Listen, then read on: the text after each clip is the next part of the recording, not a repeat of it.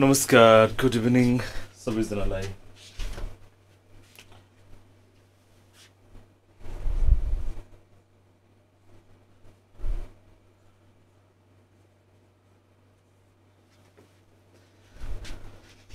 सबैलाई good evening.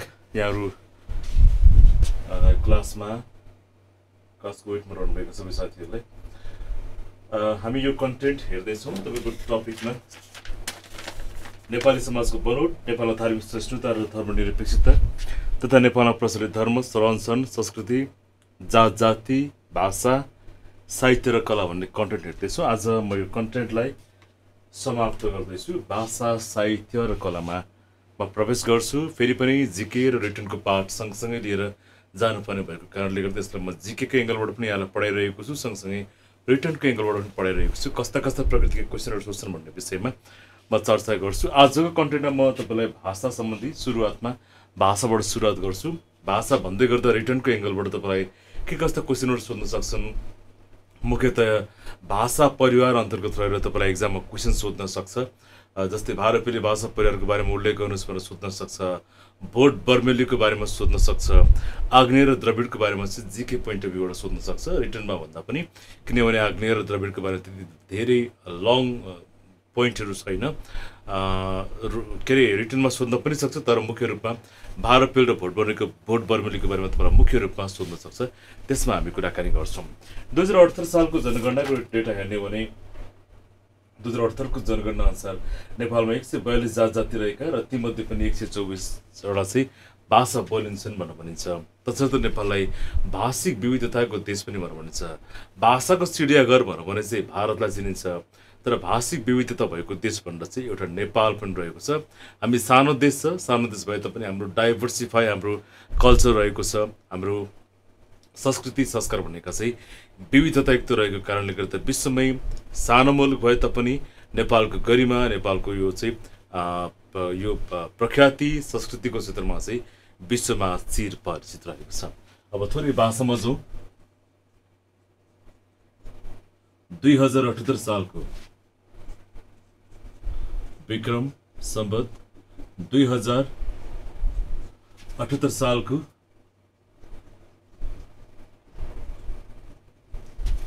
जनगणना अनुसार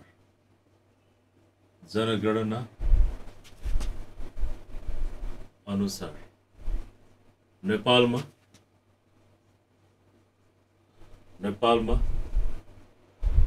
बोलिने मातृभाषाको संख्या अथवा बोलिने भाषाको संख्या भनेर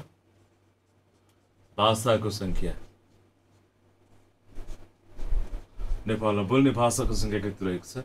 124 124 भाषा चाहिँ नेपालमा बोलिन्छन् भनेर यो रेकर्डले 2078 सालको जनगणना देखाउँछ। त्यसमध्ये पनि तपाईँलाई जिकेको एङ्गलबाट चाहिँ अगाडिका टप 10 भाषा सबैभन्दा बढी बोल्ने भाषा कुन कुन भनेर सोध्न सक्छ।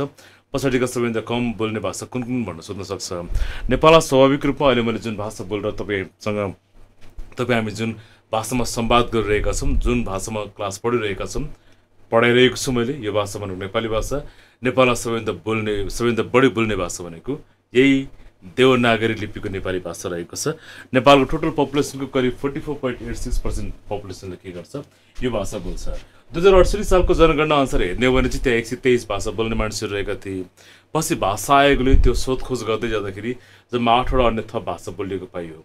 तर 78 सालको जनगणनासम्म आइपुग्दै गर्दा भनेका चाहिँ त्यहाँ कतिपय एकदमै ओल्ड एजका मानिसहरू जसले लिमिटेड भाषा बोल्थे, आफ्नो जातीय भाषा बोल्थे, उनीहरूको देहान्त लगायत कतिको विदेश पलायन पनि होला, कतिपय ओल्ड एजका मानिसहरूको स्वर्गरोहणको कारणले गर्दाखेरि पनि होला त्यहाँ भाषाको सङ्ख्या घट्यो।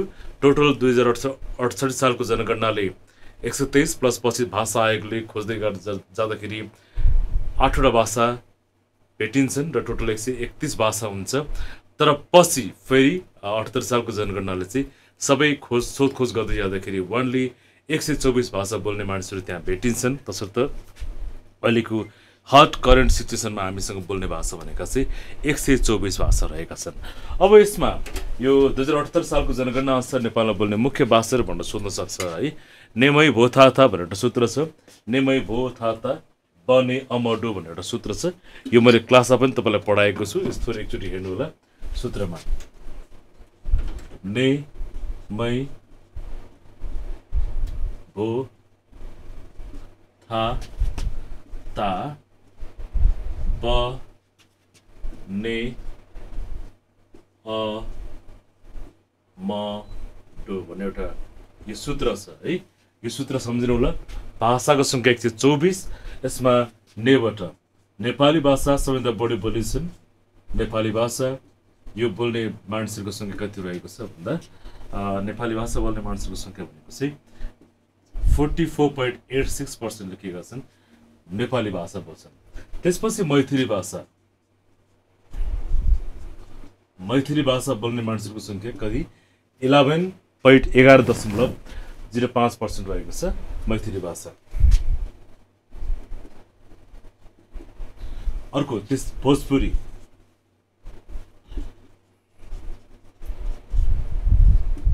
भाषा बोल्ने मानिसहरूको संख्या 6.24%।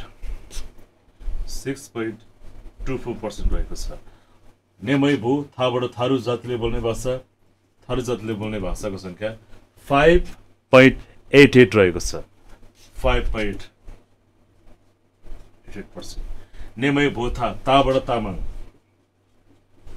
जातिले बोल्ने भाषा भनेको चाहिँ 4.88% लेखिएका छन्। तामाङ भाषा बोल्दछन्। बने अमडो ब भनेको बज्जिका, ने भनेको नेवारी भाषा, अ भनेको अवधि, अमडो म भनेको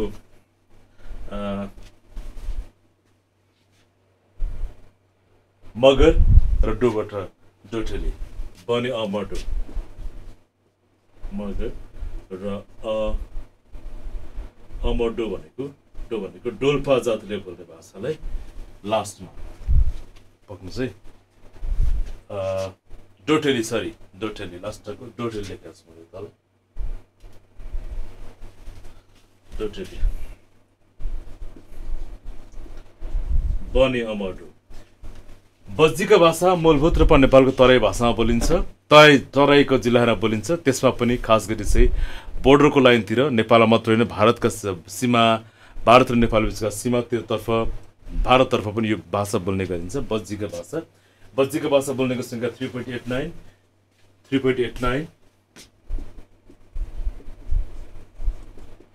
नेवारी भाषा 2.96% पपुलेसनले नेवारी भाषा बोल्दछन्। अवधी भाषा बोल्ने मानिसहरूको संख्या 2.96% पपुलेसनले अवधी भाषा बोल्दछन्। यसैगरी मगर भाषा बोल्नेको संख्या 2.78% लेखेका छन्। 78%ले मगर भाषा बोल्छन् भने डोटेली भाषा बोल्नेको संख्या भनेको 1.7 रहेको छ।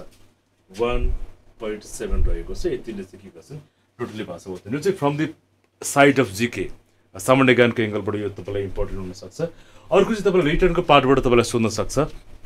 जस्तै रिटर्नको एङ्गलबाट सोध्दै गर्दा भारतीय भाषा परिवारको बारेमा उल्लेख गर्नुहोस् भनेर सोध्न सक्छ। विश्वमा रहेका भाषा परिवार भनेका मुख्य रूपमा चाहिँ 4वटा भाषा प्रकार रहेका छन् हैन।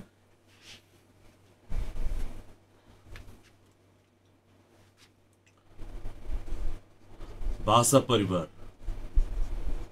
मुख्य रूपमा मुख्यतः भाषा परिवार कति प्रकारका? भाषा परिवार 4 प्रकारका। एउटा भारोपेली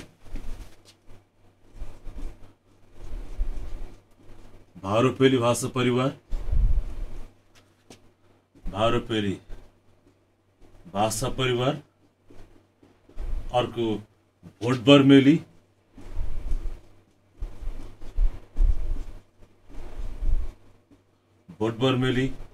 भाषा परिवार। अर्को आग्नेय अथवा आग्नेयाली पनि भन्छ।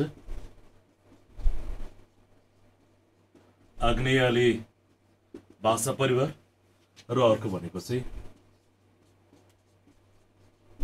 द्रविड भाषा परिवार। भन्दा टोटल विश्वमै मुख्यतः भारोपेली, भोट बर्मेली, आग्नेय र द्रविड भन्ने चारवटा भाषा परिवारमा यो समाजलाई डिभिजन गरिएको छ र यसमा पनि तपाईँलाई जिकेको रिटर्नको पार्टबाट तपाईँलाई सोध्न सक्ने यहाँ लेख्दै गर्दा म भारोपेली भाषा परिवारको बारेमा उल्लेख गर्छु। यसलाई रिटर्नको पार्टबाट पनि यहाँले सुन्न सक्नुहुन्छ एकैछिन है।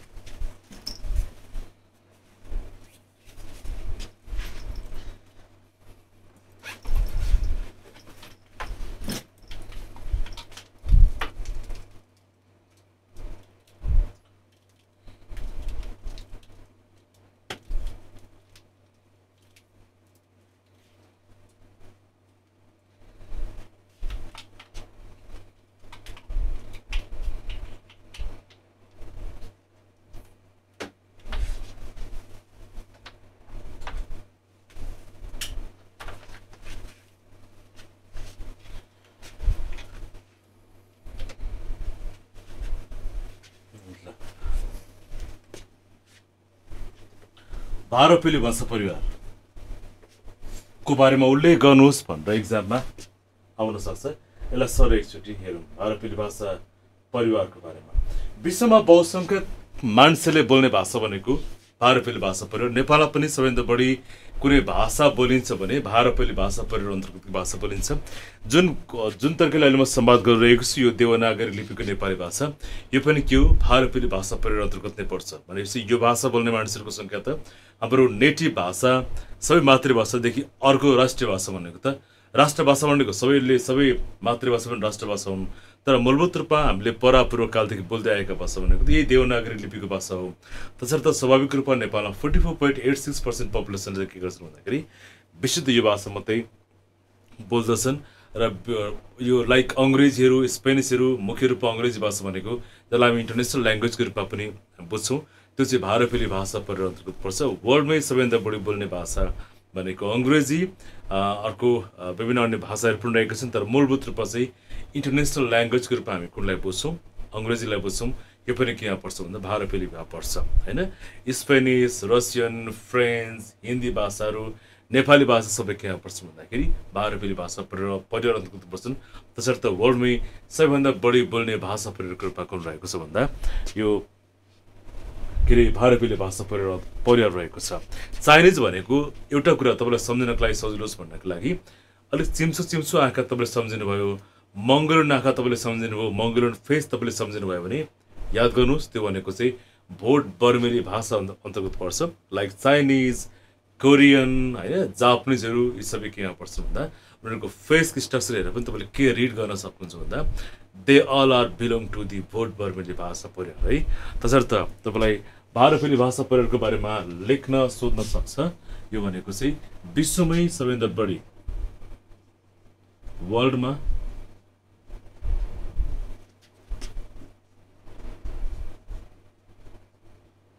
सबैभन्दा बढी बोलिने वर्ल्डमा सबैभन्दा बढी बोल्ने भाषा, विश्वमा सबैभन्दा बढी बोल्ने भाषा भनेको चाहिँ भारोपेली भाषा परिवार अन्तर्गत पर्छ।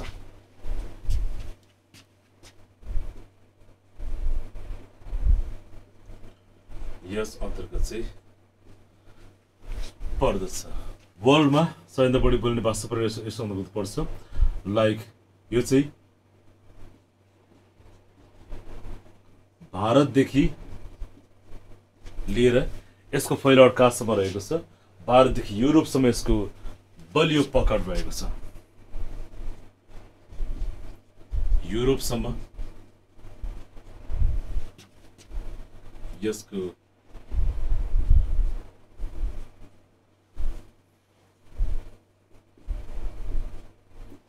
भारतदेखि युरोपसम्म यसको फैलावट रहेको छ। यससँग अन्तर्गत के पर्छ? अङ्ग्रेजी, फ्रेन्च, रसियन, स्पेनिस, अङ्ग्रेजी, French, Russian, Spanish, Hindi, Nepali, यी सबै केमा पर्छन् भारोपेली भाषा पर अनुगत पर्छन् लगायत भाषा यस अन्तर्गत चाहिँ पर्दछ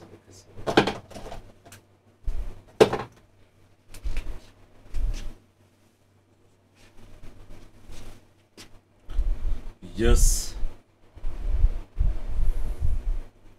अन्तर्गत चाहिँ पर्दछ इन्टरनेसनल ल्याङ्ग्वेजको रूपमा रहेको अन्तर्राष्ट्रिय भाषा अन्तर्गत रहेको अङ्ग्रेजी पनि केमा पर्छ भारोपेली भाषा परिवार अन्तर्गत पर्छन् र विश्वमै सबैभन्दा बढी बोल्ने भाषाको रूपमा यो रहेको छ नेपालको हकमा चाहिँ कुन कुन भाषा पर्दछन् यसमा भन्दाखेरि नेपालमा पनि सबैभन्दा बढी बोल्ने भाषा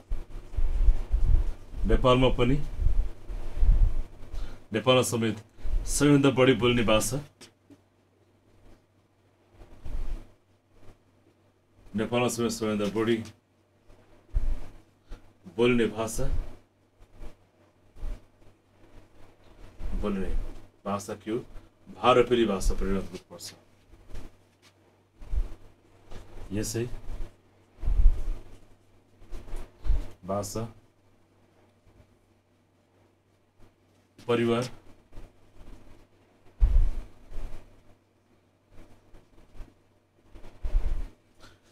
नेपालमा पनि सबैभन्दा बढी बोल्ने भाषा भनेको यसै भाषा परिवार अन्तर्गत चाहिँ पर्छ कुन रहेका छन् मूलभूत रूपमा नेपालमा बोल्ने भाषा एउटा सूत्र म हेरिदिन्छु यहाँ लेखाइदिन्छु धेरै होइन मूलभूत रूपमा यो पर्छन् भनेर बुझ्नु होला र त्यसलाई यहाँले के गर्नु होला भन्दाखेरि याद गर्नु होला र पछि भोटबर्मेली अग्नि भारोपेलीको बारेमा लेख्न लगायो भने यो सूत्र सम्झिनु भयो भने नेपालमा यो भाषा चाहिँ बोलिन्छन् भनेर तपाईँलाई लेख्न पनि सजिलो हुन्छ 500 क्वेसन सोध्यो भने यसका मेन की पोइन्ट भनेर किनहरू हुन् एउटा सूत्र हुन्छ है त नेवारी भोजपुरी मैथिली हजुर नेपाली भोजपुरी मैथिली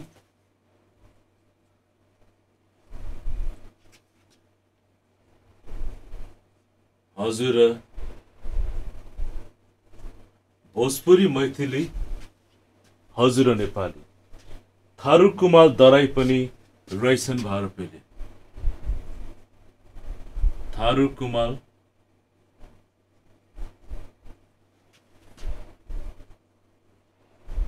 दराई अर्थात् दराई पनि भन्छ त्यसलाई दराई पनि रहेछन् थारू कुमाल दराई पनि रहेछन् भारोपेली राजवंशी बज्जीका दनुवार राजवंशी बज्जीका दनुवार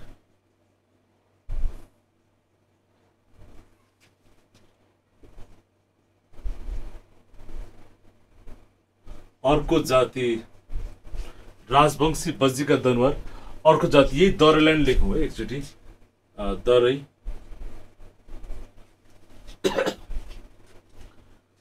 अर्को जाति दराई बोटे कुमाल चुरेटी कति राम्रो परे बोटे कुमाल चुरेटी बोटे कुमाल चुरेटी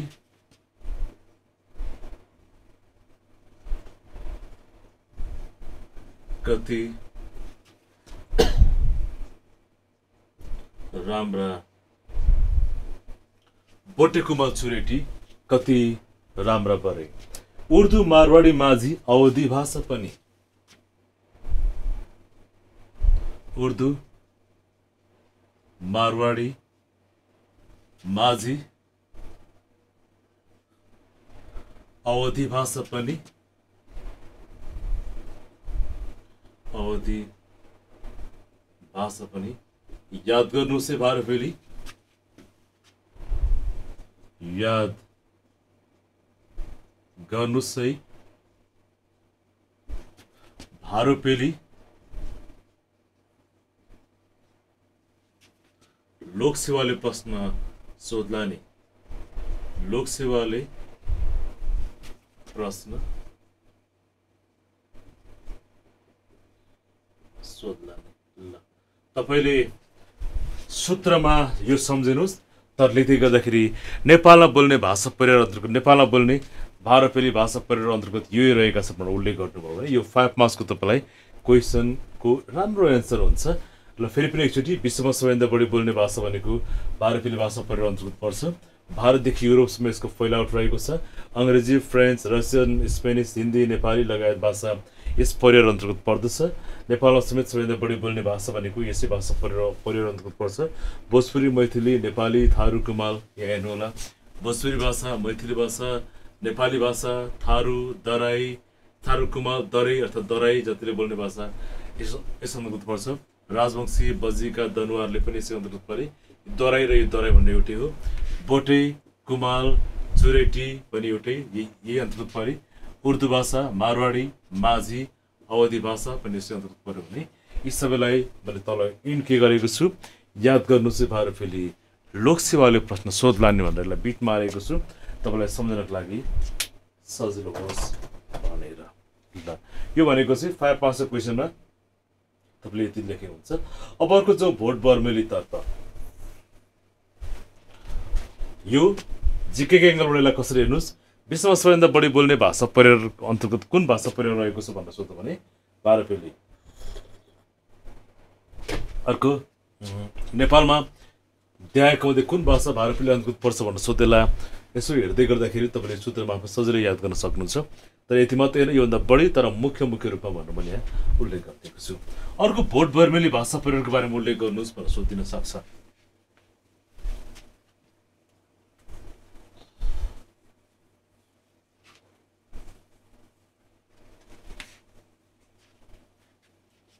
नंबर 2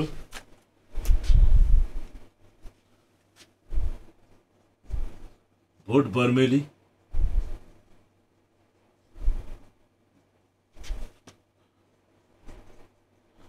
भाषा परिवार बारे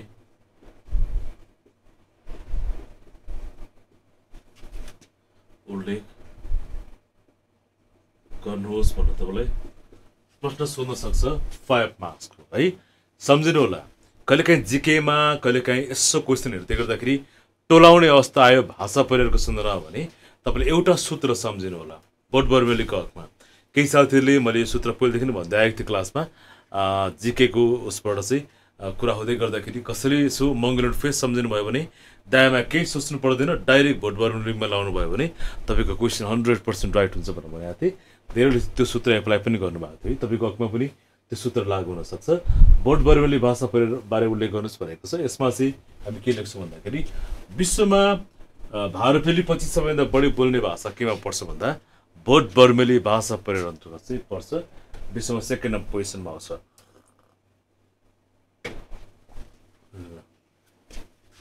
वर्ल्डमा भारपेली पश्चात भारपेली भाषा परिवार पश्चात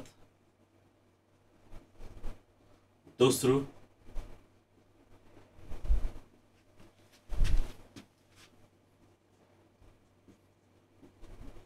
सबैभन्दा बढी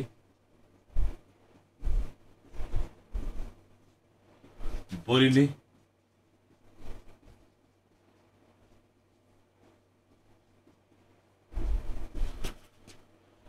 भाषा परिवार चाहिँ यस अन्तर्गत पर्छ। अब यसमा चाहिँ विश्वमै सबैभन्दा बढी पपुलेसनको नम्बर सेकेन्डमा पर्ने चाइनाको भाषा पनि चाइनिज भाषा पनि के यहाँ पर्छ भोट बर्मेलीमा हैन।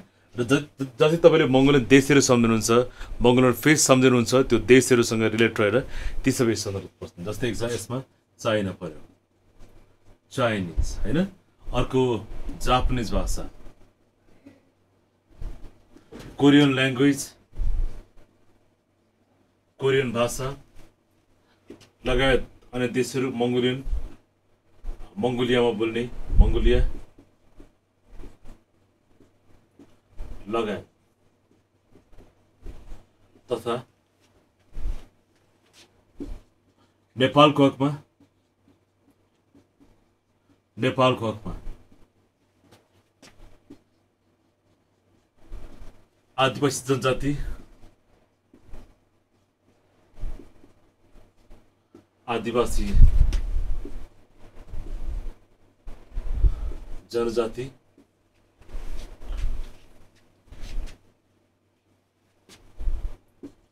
तथा मंगोलियन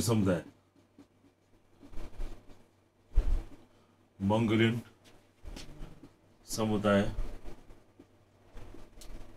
ले बोल्ने भाषा के यहाँ पर्छ यसै अन्तर्गत पर्छ भोट बर्मेली भाषा परिवार अन्तर्गत चाहिँ पर्दछ र नेपालको हकमा मूलभूत रूपमा तपाईँले के भन्नुहुन्छ भन्दाखेरि साइडमा चाहिँ मूलभूत रूपमा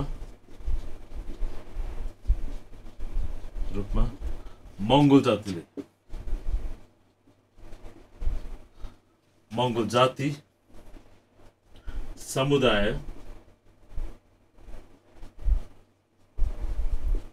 ले बोल्ने भाषा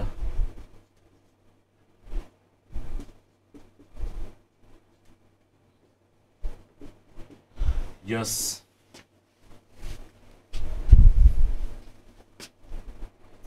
भाषा परिवार अन्तर्गत चाहिँ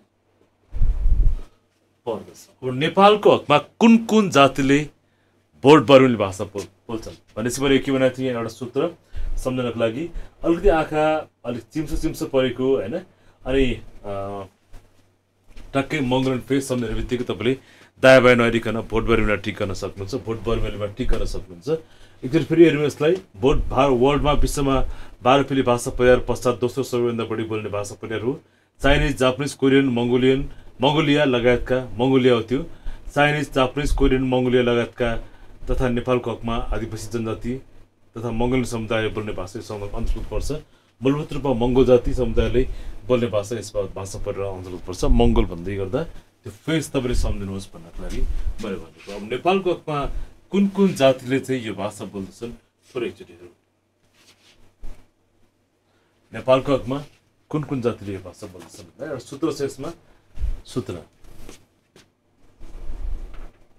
नेवारी तामाङ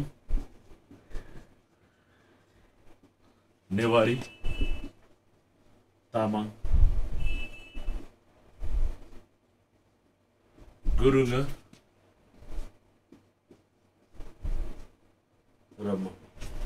नेवारी तामाङ गुरुङ र मगर भोट बर्मेली बोल्छन् लेप्चा राई किराँती सुनार भोट बर्मेली बोल्छन् लेप्चा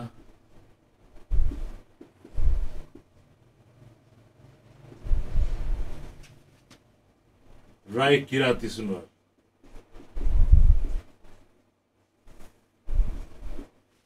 राई किराँती भोट बर्मेली बोल्छन् लेप्चा राई किराँती सुनवार राजी लिम्बू शेर्पा थामी राजी लिम्बू शेर्पा थामी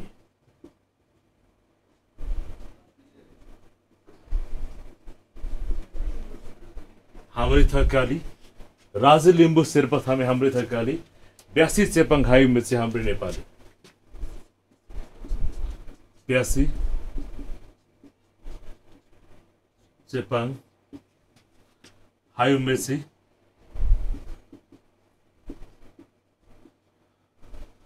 हाम्रै नेपाली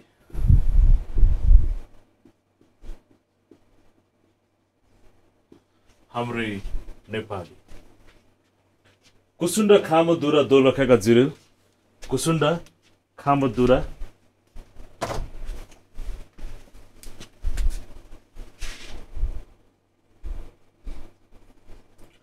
कुसुन्डा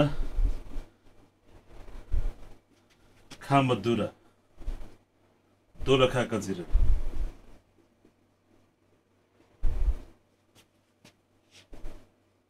कुसुन्डा खामदुरा दोलखाका जिरेल मनाङ्गी पहरी राउटे रोइसन जाति धिमाल मनाङ्गी पहरी राउटे रोइसन जाति धिमाल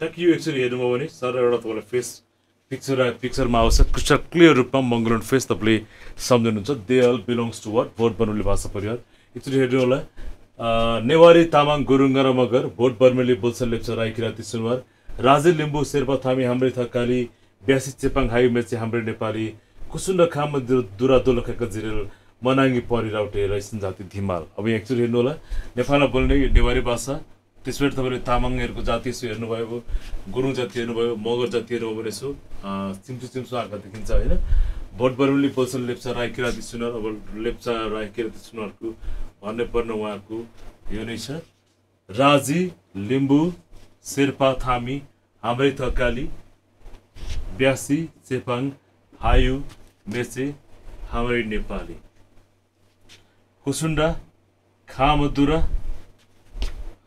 दोलखाका जिरेल मनाङ्गी पहरी राउटे रैसन जाति यी सबै केमा पर्छ भन्दाखेरि जति पनि गोलो लगाएको छैन तिनीहरू भएनन् जति पनि गोलो लगाएको छ तिनीहरू केमा पर्यो भन्दा भोट बर्मेली भाषा बोल्ने परिवारभित्र पर्छन् है त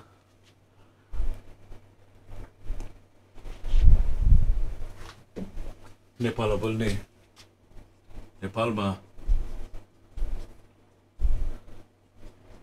यस भाषा परिवार अन्तर्गत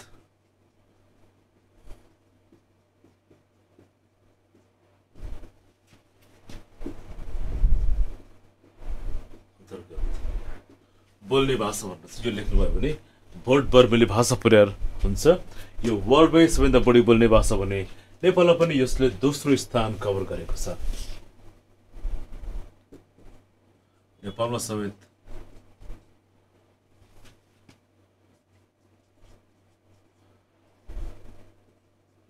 यस भाषा बोल्ने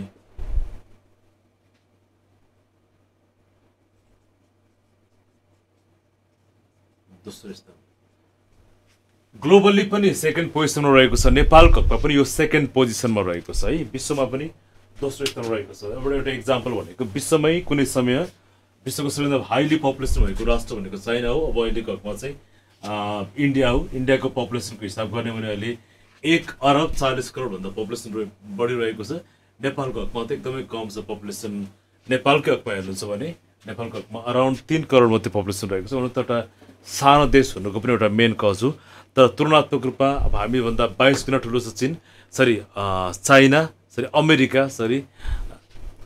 पक्नुहोस् ल वर्ल्डमा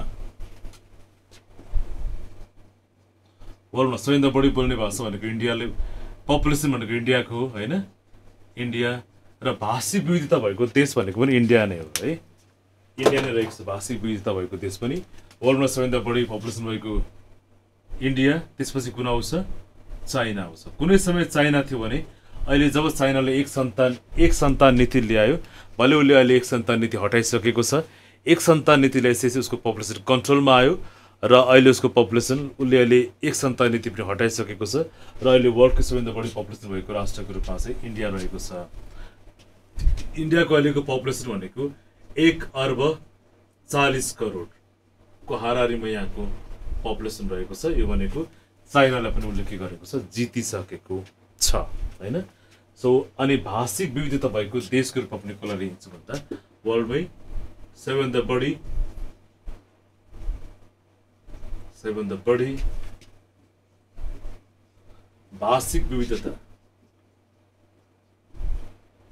भाषिक विविधताको देश भनेर पनि कसलाई चिनिन्छ भन्दा इन्डियालाई चिनिन्छ त्यसपछि विश्वमा दोस्रो स्थानमा पपुलेसनको आधारमा दोस्रो स्थानमा आउने राष्ट्र भनेको चाहिँ चाइना रहेको छ कुनै समय इन्डिया भन्दा चाइना सबैभन्दा बढी पपुलेसन भएको राष्ट्रको रूपमा चाहिँ दर्निन्थ्यो। अब जाउँ अर्को द्रविड भाषा परिवारतर्फ।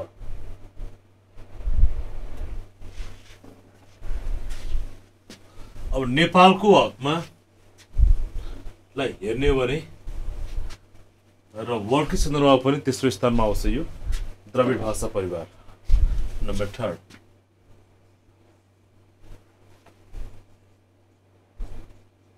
द्रविड भाषा परिवार तेस्रो पोजिसनमा आउँछ वर्ल्डमै। नेपालको हकमा एउटा जाति छ जसले द्रविड भाषा परिवार अन्तर्गत पर्छ। यो जाति मुख्य रूपमा मोरङ झापातर्फ उनीहरूको बसोबास रहेको छ। सप्तरी सिरातिर अलिक कम, तर सबैभन्दा बढी यसमा चाहिँ हो भारतलाई भाषाको सूर्याघात पनि भनेर भनिन्छ। र यसमा चाहिँ नेपालको हकमा मोरङ जिल्लामा उनीहरूको धेरै सङ्ख्यामा रहेको छ। उनीहरूको बाहुल्यता, उनीहरूको सङ्ख्या सबैभन्दा बढी मोरङ जिल्लामा रहेको छ। किसान जाति जसलाई हामी उराव जाति पनि भनेर भन्छौँ, त्यो जातिले बोल्ने भाषालाई हामी झागड भन्छौँ, सँगसँगै धागड पनि भन्छौँ। झागड अर्थात् धागड पनि भनेर भन्छौँ। र यिनीहरूको मुख्य बसोबास भनेको चाहिँ झापा मोरङमा, अझ बढी मोरङमा, सँगसँगै यिनीहरूको फैलावट भनेको चाहिँ सप्तरी सिरा लगायतका ठाउँहरूमा पनि, महोत्तरी लगायतका ठाउँहरूमा पनि यो भाषा बोल्ने जातिको वासस्थान रहेको हामी पाउँछौँ। द्रविड भाषा नेपालमा यस भाषा परिवार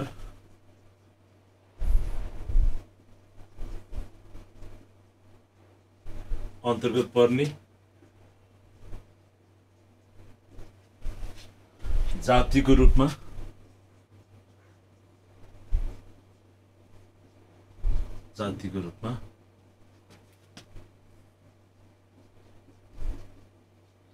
किसान जाति रहेको छ। नेपालमा यस भाषा परिवार अन्तर्गत पर्ने जातिको रूपमा किसान जाति रहेको छ। यस जातिले बोल्ने भाषालाई किसान जातिले बोल्ने भाषालाई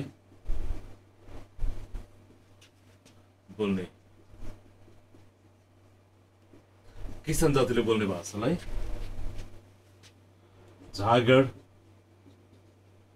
अर्थात् धागड समेत भनिन्छ, समेत भनेर चाहिँ भनिन्छ है।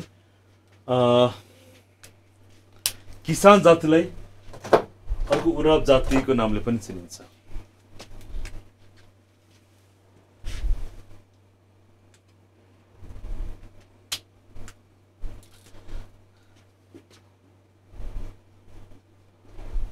किसान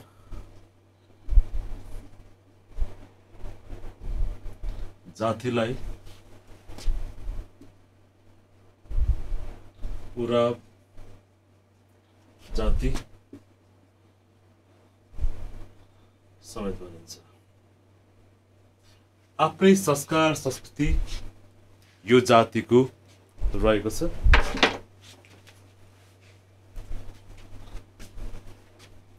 आफ्नै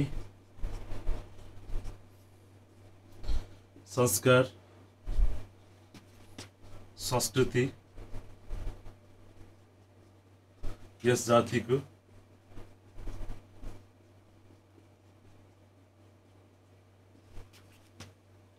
विशेषता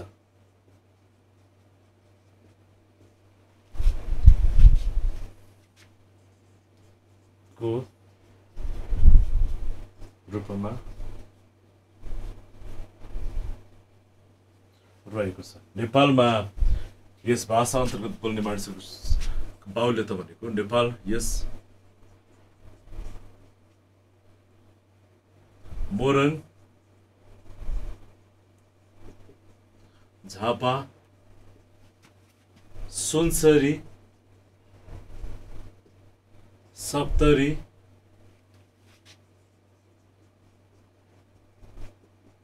सिराहा आदि जिल्लामा यो भाषा बोल्ने मानिसहरूको सङ्ख्या अधिक रहेको छ, धेरै अधिक पनि होइन, जस ठिकै टाइपमा। तर मूलभूत रूपमा चाहिँ मोरङ जिल्लामा यो जातिको बढी बाहुल्यता रहेको छ। नेपालमा चाहिँ यही एउटा भाषा मात्रै हो, यो एउटा भाषा परिवार अन्तर्गत पर्ने यही एउटा जाति मात्रै हो जसलाई किसान जाति भनेर चाहिँ भनिन्छ भनेर लेख्ने है। सो एक्जाममा जिकेको पोइन्टबाट कसरी सोध्न सक्छ भन्दाखेरि द्रविड भाषा परिवार अन्तर्गत पर्ने नेपालको एकमात्र जाति कुन हो भनेर सोध्छ, अर्थात् कुन जातिले बोल्ने भाषा भनेर सोध्छ, किसान जातिले बोल्ने भाषा भनेर यहाँले अप्सन चुज गर्नुहोला। र यो जातिको मूलभूत बसोबास भनेको चाहिँ मोरङ जिल्लामा रहेको छ, यो पनि यहाँले सम्झिनुहोला। ल अब जो अर्को अन्तिम आग्नेय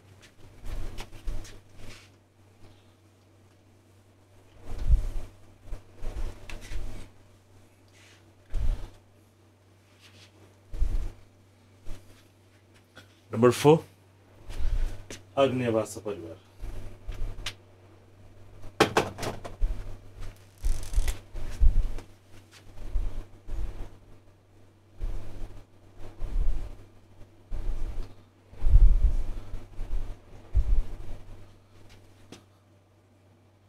आग्नेयली भाषा परिवार। नेपालमा यो भाषा बोल्ने एउटा मात्रै जाति रहेको छ, सन्थाल जाति, जसलाई हामी बोलीचालीको भाषामा सतार जाति भन्छौँ। तर त्यसको परिमार्जित स्वरूप, सुसंस्कृत स्वरूप भनेको चाहिँ सन्थाल जाति हो। र नेपालमा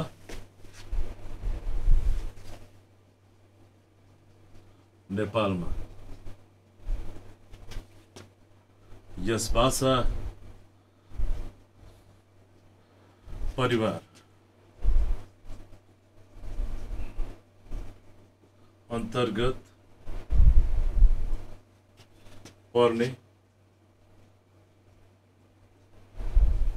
एकमात्र जाति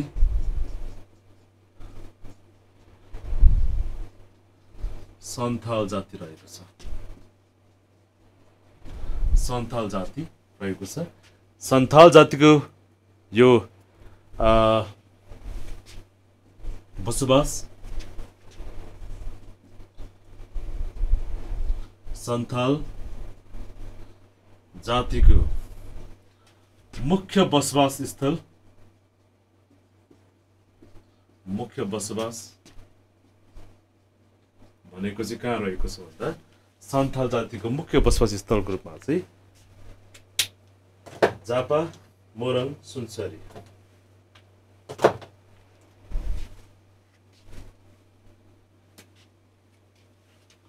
झापा,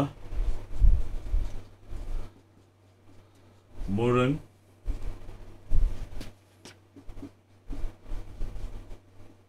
सुनसरी,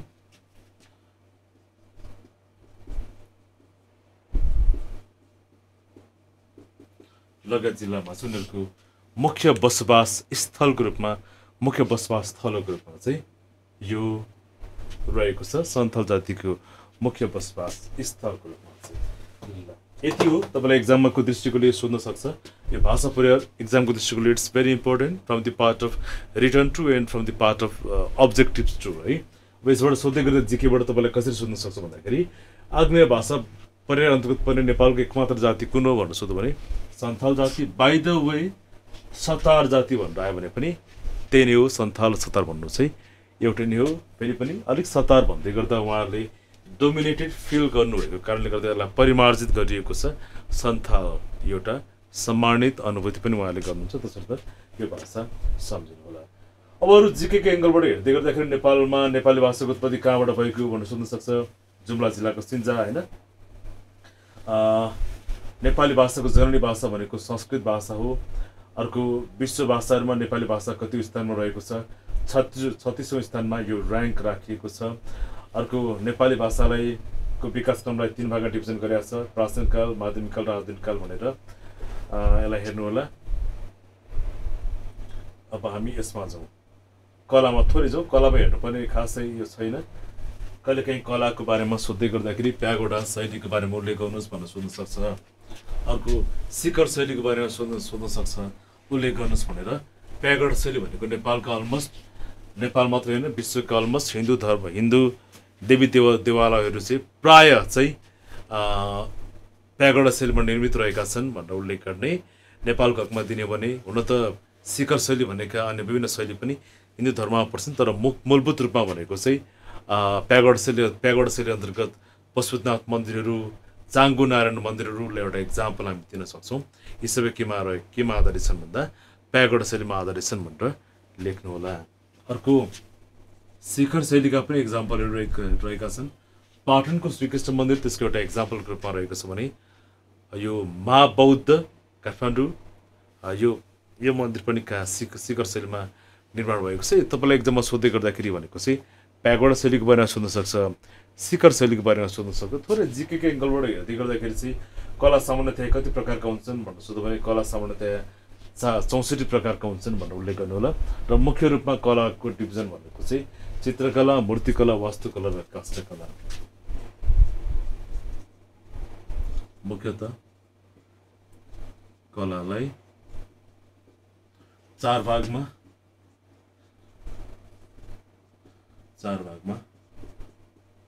विभाजन गरिएको छ। एउटा चित्रकला, अर्को मूर्तिकला,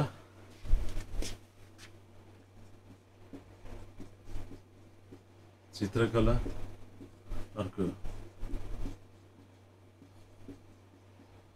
मूर्तिकला, अर्को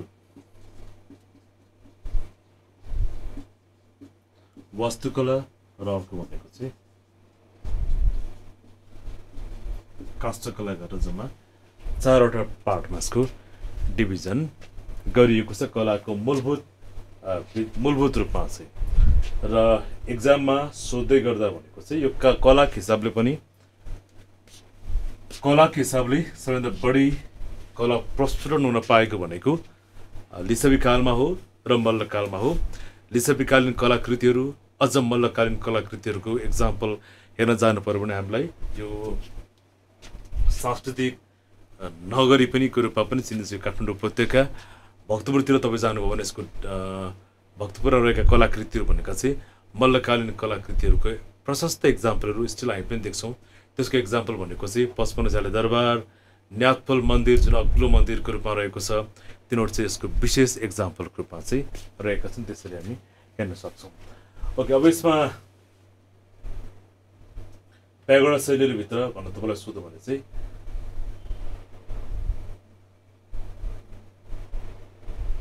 प्यागोडा शैली बारे उल्लेख गर्नुहोस् भनेर सोध्यो भने कसरी लेख्ने?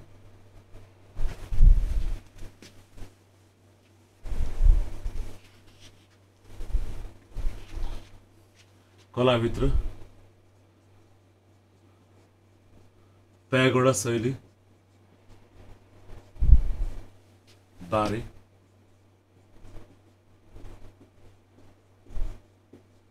उल्लेख गर्नुहोस् भनेर सोध्न सक्छ।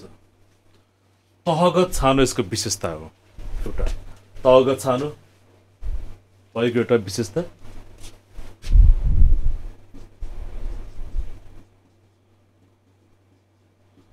तहगत छानो हुन्छ यसको मुख्य विशेषता। अनि यस अन्तर्गत पनि अझ मूलभूत रूपमा यो हिन्दू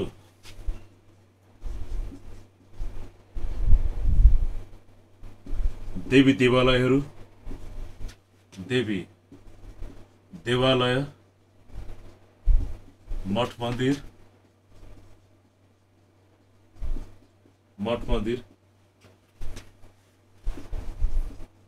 प्यागोडा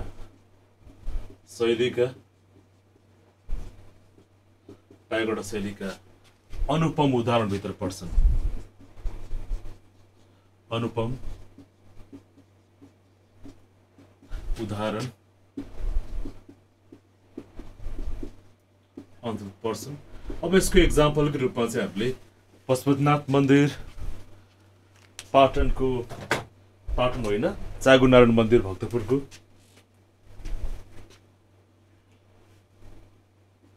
जस्तै पशुपतिनाथ मन्दिर, पशुपतिनाथ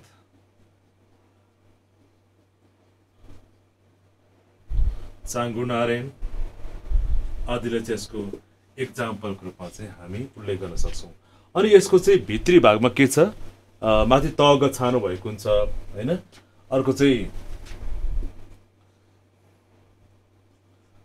शिरतर्फ माथि अर्थात् शिरतर्फ, शिरमा चुच्चो परेको भाग, शिरमा चुच्चो परेको भाग भनेको यसको विशेषताको रूपमा चाहिँ रहेको छ। बीचमा चाहिँ के छ, खोप्रो परेको, बीचमा बीच भागमा खोप्रो परेको हुन्छ, जहाँ चाहिँ के गर्छन् पुजारीहरू त्यहाँ बसेर पूजाआजा गर्ने गर्छन् प्यागोडा शैलीको यसमा। अर्को लाइक बसन्तपुर दरबारहरूलाई पनि यसको एक्जाम्पलको रूपमा लिन सकिन्छ। अर्को शिखर शैली भनेको द बेस्ट एक्जाम्पल भनेको 1693 विक्रम सम्वत 1693 सालमा चाहिँ सिद्धि नरसिंह मल्लले निर्माण गरेको पाटनको श्रीकृष्णको मन्दिर सबैभन्दा बेस्ट एक्जाम्पल हो शिखर शैलीको है त। मैले त्यहाँ नोटमा पनि उल्लेख गरिदिएको छु। म थोरै साहित्यमा प्रवेश गर्छु ल। साहित्यमा अझ बढी तपाईँलाई सोध्न सक्छ, मदन पुरस्कारको बारेमै लेख्नुहोस् भन्न सक्ला, जिकेको एङ्गलबाट रिसेन्टका मदन पुरस्कारको विजेताहरूको बारेमा पनि तपाईँलाई सोध्न सक्ला। यसलाई थोरै एकचोटि हेरौँ साहित्यमा।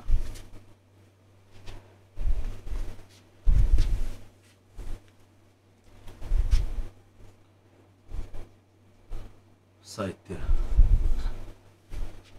कहिलेकाहीँ मदन पुरस्कार बारेमा सोधिदिनुहोस् भनेर खासै सोधे जस्तो लाग्दैन, र पनि यसो साहित्य भनेर टपिक राखिसकेपछि त्यसो पनि रिटर्नमा राखिसकेपछि भनेको नसोध्ला भनेर भन्न सकिँदैन। तसर्थ यसलाई पनि एकचोटि हेरौँ साहित्यमा।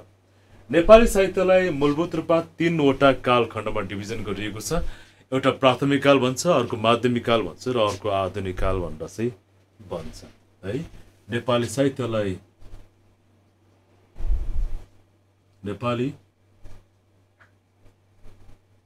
साहित्यलाई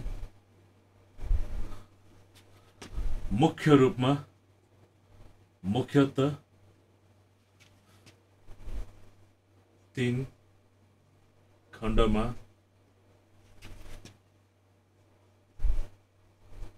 विभाजन गरिएको। नेपाली साहित्यलाई मुख्यतः 3 खण्डमा डिभिजन गरिएको छ। सुर्खेतको काँक्रे बिहार हुनुभएको छ, ए हो के त्यो त मलाई थाहा भएन। नेपाली साहित्यलाई मुख्यतः 3 खण्डमा डिभिजन गरिएको छ। एउटा प्राथमिक काल, अर्को माध्यमिक काल र अर्को आधुनिक काल। नम्बर 1 प्राथमिक काल, नम्बर 2 माध्यमिक काल, र नम्बर 3 मा आधुनिक काल।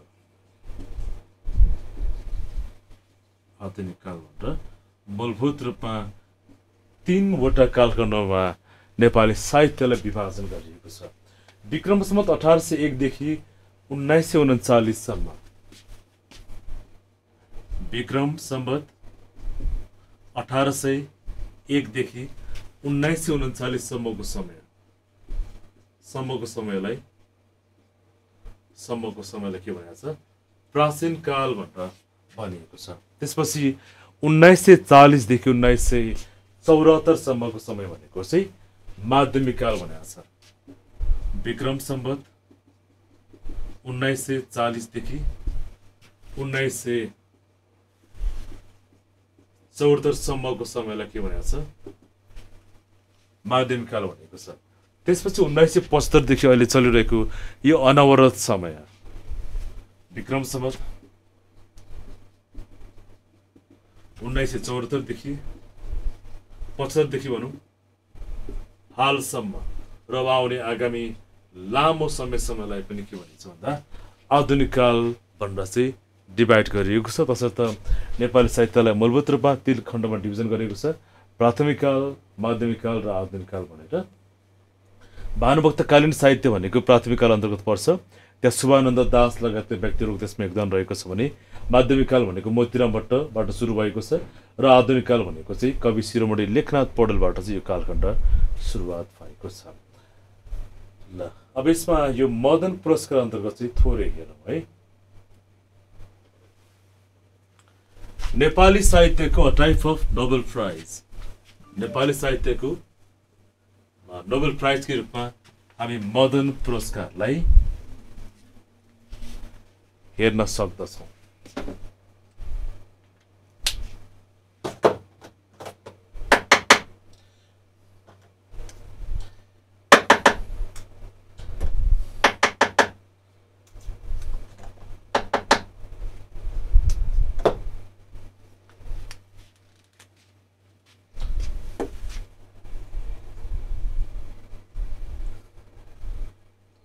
मदन पुरस्कार नेपाली साहित्यको नोबेल प्राइज विश्वमै सबैभन्दा बढी कुनै एउटा पुरस्कारको त्यो लेभलको गरिमा छ भने त्यो पुरस्कार हो नोबेल प्राइज। नोबेल प्राइज हो नेपालको हकमा नेपाली साहित्यमा प्रदान गरिने मदन पुरस्कारको पनि एकदमै उच्च गरिमा रहेको छ। र मदन पुरस्कारको कुराकानी गर्ने भने मदन पुरस्कारको यो गुठीको सुरुवातमा स्थापना गरियो 2012 साल मङ्सिरको 28 गते। सुरुवातमा 4000बाट मदन पुरस्कारको राशि सुरुवात गरेको थियो। अहिलेको हकमा मदन पुरस्कारको राशि भनेको चाहिँ 4 लाख रुपियाँ रहेको छ। अनि मदन पुरस्कार गुठीले दुईवटा पुरस्कार सँगसँगै वितरण गर्छ। एउटा मदन पुरस्कार र अर्को जगदम्बश्री पुरस्कार भनेर चाहिँ दुईवटा पुरस्कार सँगसँगै वितरण गर्छ। अब रिटर्न पार्टमै लेखेको छ, त्यसर्थ थोरै यसको बारेमा लेखौँ है। मदन पुरस्कार सुरुवातमा मदन पुरस्कार गुठी, मदन पुरस्कार गुठीको स्थापना भएको भनेको विक्रम सम्वत 2012 साल मङ्सिरको 28 गते के भयो भन्दा मदन पुरस्कार गुठीको स्थापना हुन पुग्छ। त्यसपछि विक्रम सम्वत 2013 सालमा विक्रम सम्वत 2013 सालमा मदन पुरस्कार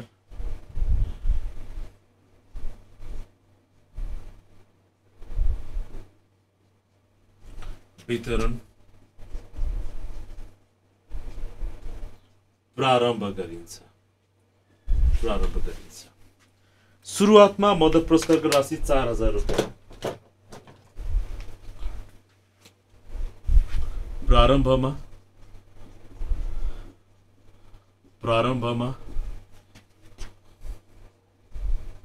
मदन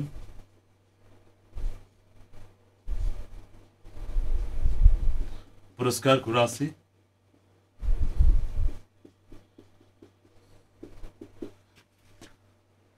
4000 रुपियाँ। मदन पुरस्कार भने के को लागि? नेपाली साहित्यको श्रीवृद्धिमा, नेपाली साहित्यको उन्नयन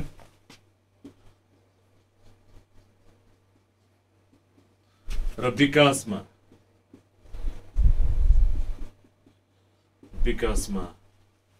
महत्तम भूमिका खेल्ने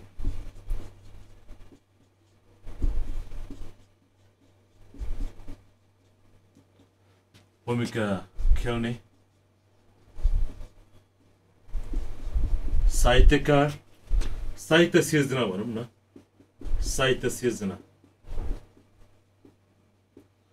के गरिन्छ?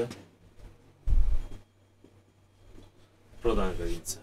नेपाली साहित्यको उन्नयन र विकासमा महत्त्वपूर्ण भूमिका खेल्ने साहित्य सिर्जनालाई मदन पुरस्कार प्रदान गरिन्छ। सुरुवातमा 4000बाट यो पुरस्कार राशि सुरुवात भएको थियो। समयअनुसार कालखण्डमा यसलाई फरक तरिकाले यसको प्राइस चाहिँ के गरेको छ? बढाइएको छ। 2025 सालमा 4000बाट यो पुरस्कारको राशि 10 जना पुर्याएको छ। सुरुवातमा मदन पुरस्कार प्रारम्भमा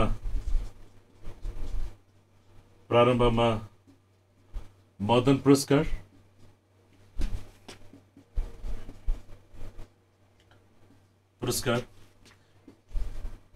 तीनजना स्रष्टालाई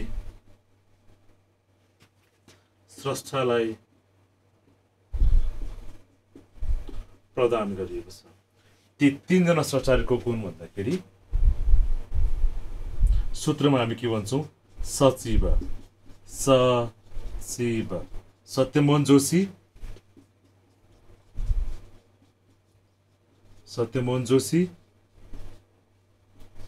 चितरञ्जन नेपाली,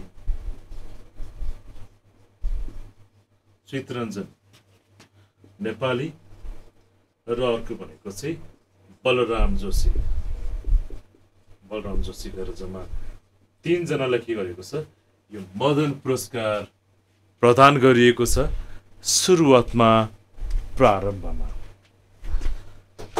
यसको हिस्टोरिकल पार्ट हेर्ने हो भने सबैभन्दा सानो उमेरमै मदन पुरस्कार प्राप्त गर्ने व्यक्ति भनेको चाहिँ एकजना मानव महाकाव्य लेख्नुहुने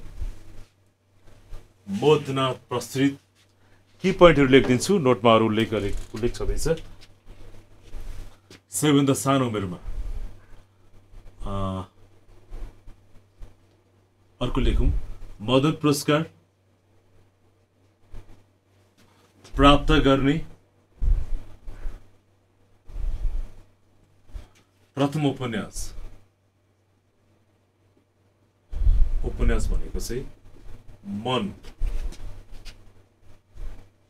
मन रहेको छ। मदन पुरस्कार प्राप्त गर्ने प्रथम उपन्यास भनेको चाहिँ मन रहेको छ। यसै गरी यो मन लेख्ने चाहिँ लीलादोष थापा है। लीलादोष थापा लेखक लीलादोष थापा।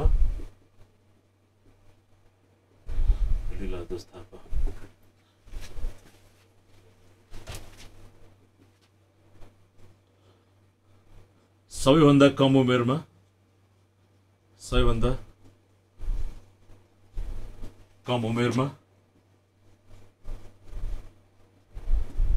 मदन पुरस्कार प्राप्त गर्ने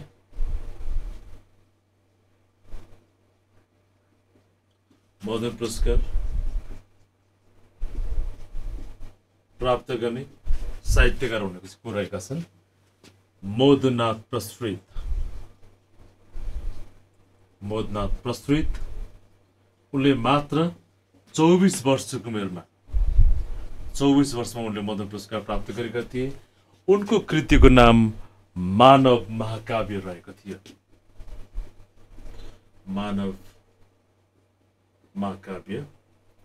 थियो। र एकजना विदेशी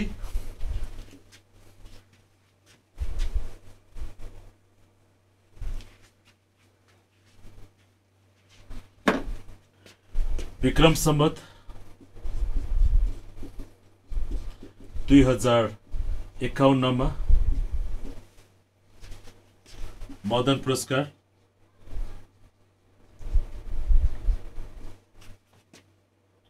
एक विदेशी नागरिकले प्राप्त गरेका छन्।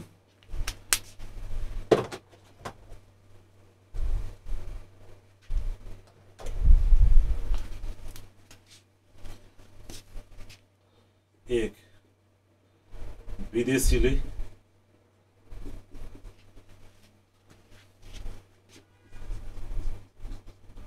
प्राप्त गरेका छन्। उनको नाम हो फादर विलियम वर्ग। र उनको कृतिको नाम चाहिँ के छ? सही समय।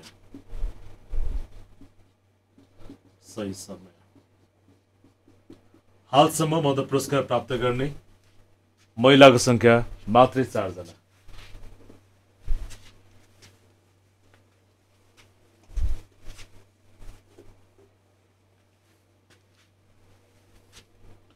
हालसम्म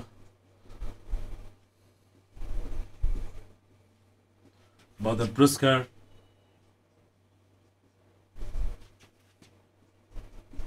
प्राप्त गर्ने महिला साहित्यकारहरू महिला साहित्यकार कतिजना मात्रै 4 जना को हुन् उनीहरू एकजना पारिजात उनले सिरिजको फुल लेखिन्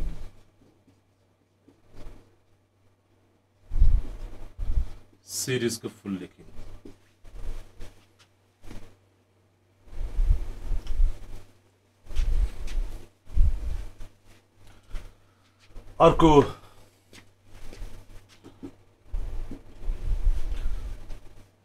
झमकुमारी घिमिरे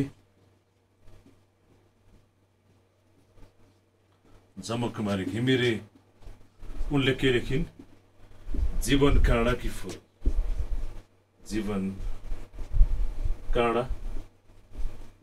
फुल लेखिन् उनले 2022 सालमा प्राप्त गरिन् पारिजातले भने झमकुमारी घिमिरेले 2067 सालमा प्राप्त गरिन् अर्को राधा पौडेल उनले खलङ्गामा हमला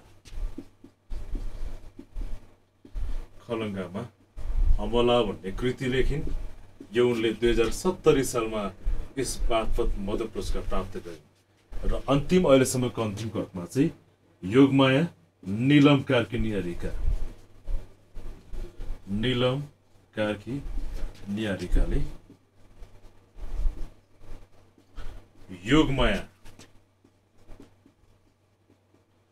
योगमाया भन्ने कृति लेखेकी छिन् यो उनले 2074 सालमा मदन पुरस्कार प्राप्त गरेकी छिन् नीलम कार्की निहारिका उनको उपनाम रहेको छ र लास्ट टाइम यसपालि मदन पुरस्कार प्राप्त गर्ने साहित्यकारको नाम चाहिँ छुदेन काबिमो वर्ष 2081 का लागि हरेक वर्षको मदन पुरस्कार अर्को वर्षमा दिइन्छ है जस्तै 2082 सालमा 2081 को दिइन्छ 2083 लागेपछि 2083 को मध्यतर्फ 2082 को लागि दिइन्छ तसर्थ 2081 का लागि को मदन पुरस्कार विजेता साहित्यकार चाहिँ छुदेन काबिमो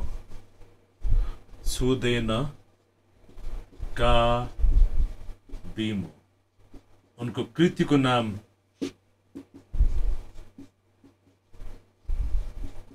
पुस्तकको नाम चाहिँ के रहेको छ उनको पुस्तकको नाम उर्माल भन्ने चाहिँ उनको पुस्तकको नाम रहेको छ र मदन पुरस्कारको अहिलेको वर्तमान पुरस्कार राशि भनेको चाहिँ वर्तमान पुरस्कार राशि रु 4 लाख रहेको छ सँगसँगै मदन पुरस्कारले अर्को जगदम्बा श्री पुरस्कार पनि वितरण गर्छ मदन पुरस्कार श्रीमानको नाममा छ भने जगदम्बा श्री पुरस्कार भनेको श्रीमतीको नाममा रहेको छ मदन शमशेर श्रीमान र जगदम्बा भनेको चाहिँ उनको श्रीमती 2045 सालमा उनको निधन भएपछि यसपालि वर्ष 2081 को जगदम्बा श्री पुरस्कार जगदम्बा श्री पुरस्कार कसलाई प्रदान गरिएको छ प्रेमदेव गिरीलाई चाहिँ वर्ष 2081 को जगदम्बा श्री पुरस्कार प्रदान गरिएको छ यसको पनि पुरस्कार राशि कति रहेको छ रु 4 लाख नै रहेको छ हालसम्म 3 पटक सबैभन्दा धेरै मदन पुरस्कार जित्ने हालसम्म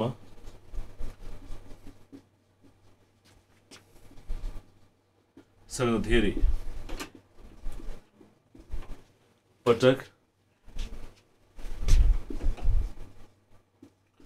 मदन पुरस्कार जित्ने भन्दा चाहिँ मदन पुरस्कार विजेता हुन कसलाई चिनिन्छ? सत्यमोहन जोशी। सत्यमोहन जोशी उनले मदन पुरस्कार हालसम्म चाहिँ 3 पटक प्राप्त गरिसकेका छन्। ओके, समग्रमा साहित्यको एउटा पाठ कला र हामीले यसको अर्को पाठको बारेमा चर्चा गर्यौं। लगभग यो कन्टेन्ट समाप्त भएको छ। यसका म नोटहरू यहाँलाई उपलब्ध गराउँला। दसैँ अगाडिको यो अन्तिम क्लास हो। दसैँ पछाडि फेरि हामी यो क्लासलाई कन्टिन्यू गर्नेछौँ। रिमाइनिङ कन्टेन्टहरूमा रहेर चाहिँ कुराकानी गर्नेछौँ। यहाँहरू सबैलाई दसैँको शुभकामना। केही छन् जिज्ञासाहरू भने सोध्न सक्नुहुन्छ। अदरवाइज मेरो फेसबुक पेजमा पनि यहाँले म्यासेज गर्न सक्नुहुन्छ। म तपाईँलाई रेस्पोन्स गर्छु। केही छन् अरू सोध्नुपर्ने कुराहरू?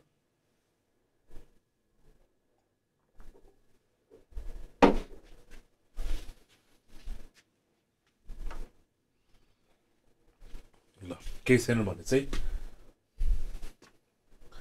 आजलाई यति नै।